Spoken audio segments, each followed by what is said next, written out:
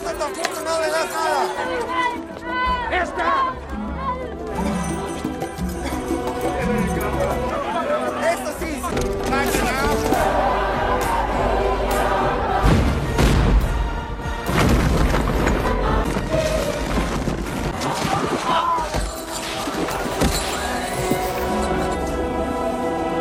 Halo sahabat dimanapun berada, semoga kalian sehat selalu.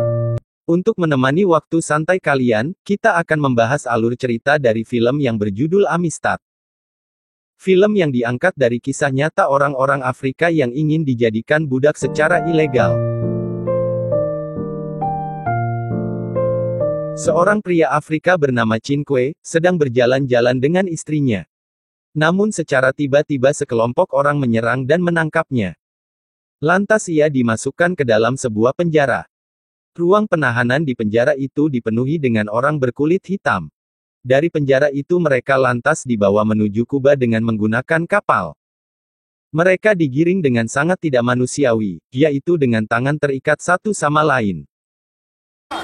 Esto tampoco no le das nada. ¡Esta! Esto sí, sí. Di kapal tersebut mereka diperlakukan seperti hewan. Ditindas bahkan hanya diberi sedikit makanan.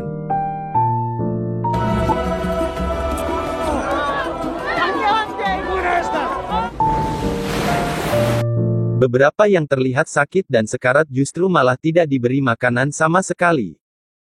Dan dibiarkan mati kelaparan. Sungguh miris ya sobat. Ketika persediaan makanan semakin menipis, beberapa dari mereka sengaja dibuang ke laut.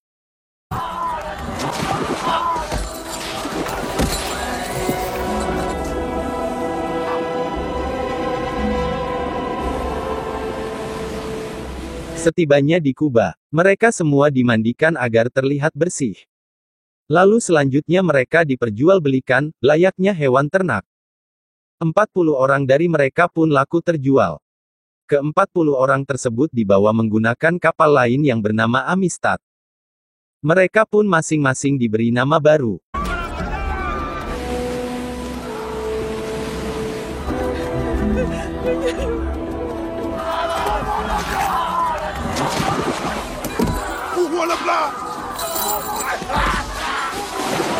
Cinque yang menjadi salah satu dari ke-40 orang yang terjual. Mencoba mencari cara agar bisa terbebas dari rantai yang membelenggu tangannya. Dia pun melakukan hal yang sebenarnya terlihat sangat mustahil. Yaitu dengan mencoba mencabut salah satu baut kapal menggunakan kukunya. Namun tak disangka usahanya tersebut benar-benar berhasil. Ia langsung membuka rantainya, dan juga teman-temannya.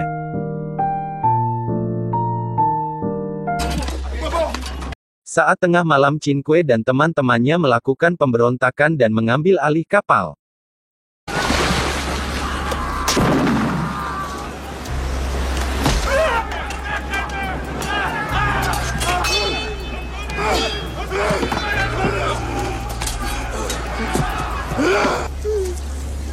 Cinque dan teman-temannya pun berhasil mengambil alih kapal dan menawan dua orang pria Spanyol tersebut.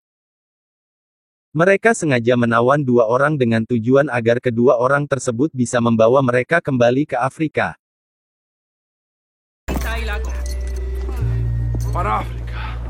Namun Cinque mencurigai bahwa pria Spanyol yang bernama Pedro tidak mengemudikan kapal ke arah Afrika. Ia pun lantas mencoba mengemudikan sendiri kapal itu. Así nos vas a matar a todos. Namun karena ia dan teman-temannya tidak memiliki keahlian, akhirnya dengan terpaksa kapal itu pun kembali dikemudikan oleh Pedro. Meski Cinque tidak yakin tetapi mereka tak punya pilihan lain, mereka hanya bisa pasrah. Hingga satu malam terlihat salah satu kapal berlayar di dekat kapal mereka. Pedro dan Luis mencoba meminta pertolongan. Namun Cinque memberi isyarat sembari mengancam agar Pedro dan Luis tetap diam.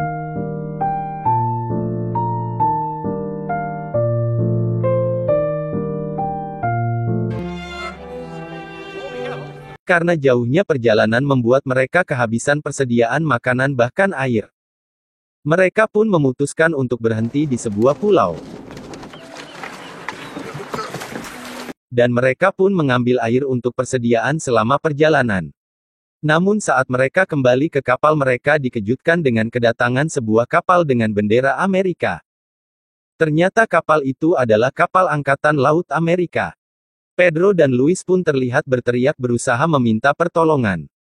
Cinque yang mengetahui dirinya akan ditangkap pun berusaha melompat dari kapal ke dalam air dan berusaha berenang menjauh. Tapi sayang, ia kehabisan tenaga dan akhirnya tertangkap.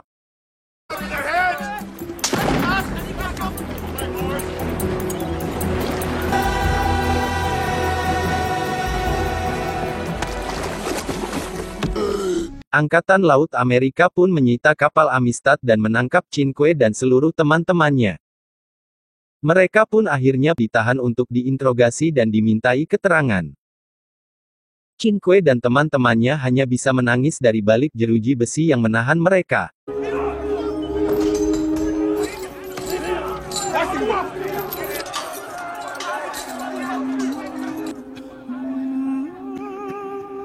Sementara di Spanyol, Ratu Isabella mendapatkan laporan bahwa kapal Amistad telah disita pihak Amerika. Pihak Spanyol pun meminta Menteri Luar Negeri Amerika untuk bernegosiasi dengan Presiden Amerika. Awalnya Presiden Amerika merasa kasus ini tidaklah begitu penting. Sebab di Amerika mereka memiliki 4 juta budak kulit hitam. Namun karena ia sedang berkampanye untuk pemilu mendatang maka ia pun bersedia demi mendapatkan dukungan dari masyarakat. Berita tentang penyitaan kapal Amistad yang ditumpangi 40 budak pun telah menjadi berita utama di koran Amerika.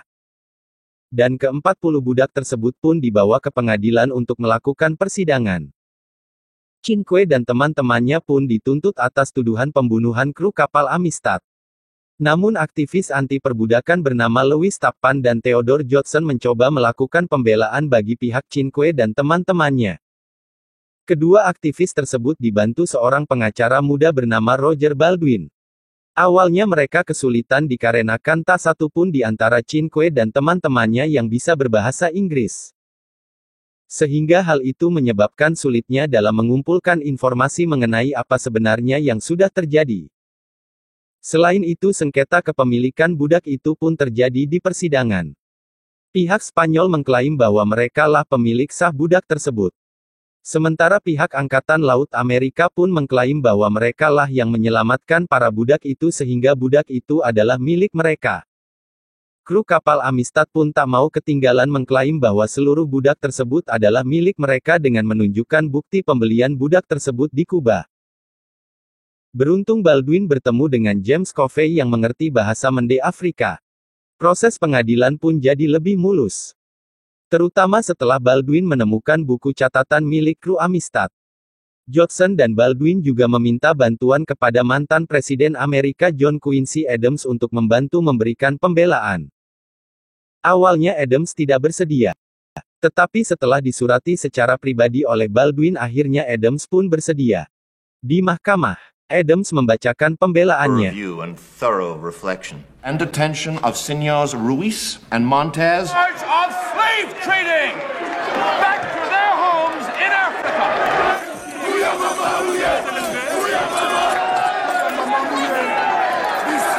Ia mengingatkan tentang kemerdekaan Amerika. Judgment that the defendants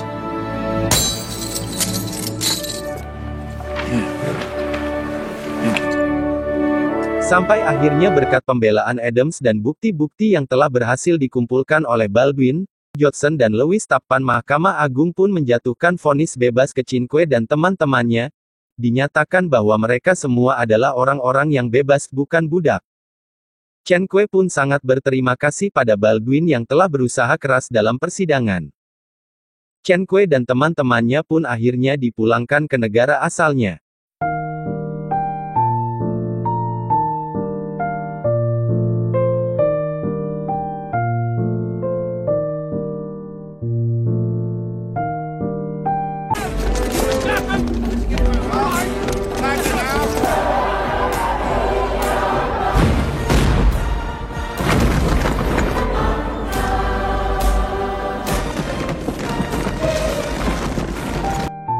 Demikian alur cerita kali ini. Semoga kalian terhibur ya sobat. Selamat bersantai dan jangan lupa bahagia.